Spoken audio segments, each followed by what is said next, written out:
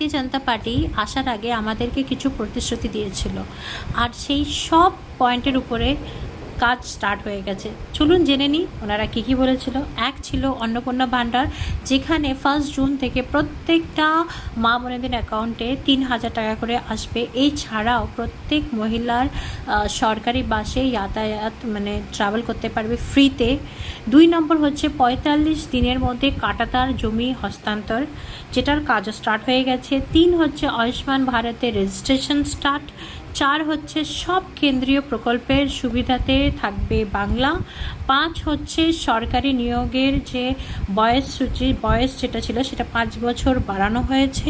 6 হচ্ছে সাংবিধানিকভাবে বিএনএস মানে ভারতীয় ন্যায় সংবিধানের সাথে যুক্ত হবে বাংলা। আর 7 হচ্ছে জনগণনা শুরু হয়ে গেছে আবার থেকে, যেটা টিএমসি মধ্যেখানে আটকে দিয়েছিল, আবার সেগুলো সব স্টার্ট হয়ে গেছে। তো আমরা খুবই খুশি, কারণ কি এই আসার কিছুদিনের মধ্যেই এই সব প্রকল্পের উপরে কাজ শুরু হয়ে গেছে। আর আমরা এটা ভাবছি যে আগামী 5 বছরেও আরও অনেক ভালো ভালো অনেক সুন্দর নতুন নতুন জিনিস আমরা দেখতে পারবো। আমাদের ওয়েস্ট বেঙ্গলটাও অনেক উন্নত হবে, আর আমাদের বাইরে যেতে হবে না, আমরা এখানে থেকেই ব্যবসা চাকরি সব করতে পারবো।